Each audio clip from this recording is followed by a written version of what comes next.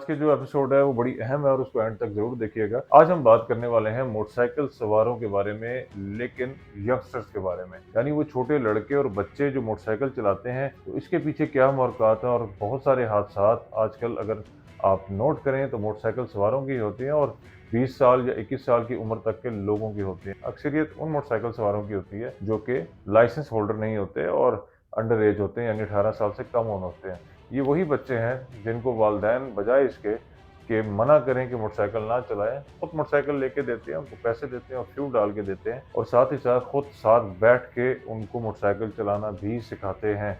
इसके पीछे क्या वजह हो सकती है? दो बड़ी वजूहत हैं। एक, कानून की समझ-बूझ का ना होना, यानी उसको जानना ही नहीं, और दूसरा, अगर जान भी जाएँ तो उसको ना मानना और उस पे अमल भी ना करना।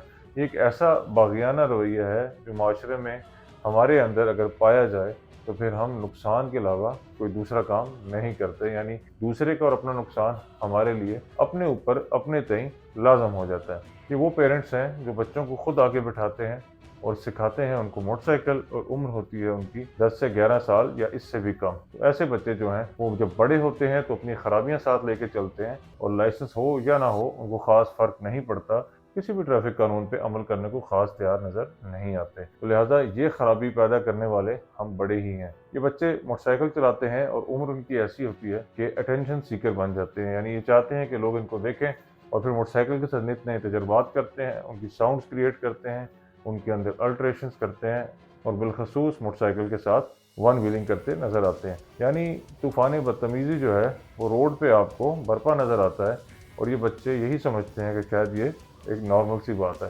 हमारा माशरा बिगाड़ की तरफ कोई एक दिन में नहीं जाता।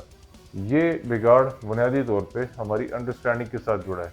अगर आप किसी बुराई को बुरा नहीं समझते तो वो बुराई माशरे में सरायत कर जाती है। ऐसा हो नहीं सकता कि बुराई अच्छाई में बदल जाए, लेकिन उसको बुरा ना समझना बुनियादी तौर पे उस बुराई को बढ़ाने के मुतरादिफ होता है। और इसके अंदर वो शुरफा भी शामिल हैं जो इस बुराई को देखते तो हैं लेकिन उसको रोकते नहीं हैं, यानी वही मेयार हाथ से, ज़ुबान से या दिल में बुरा जानना।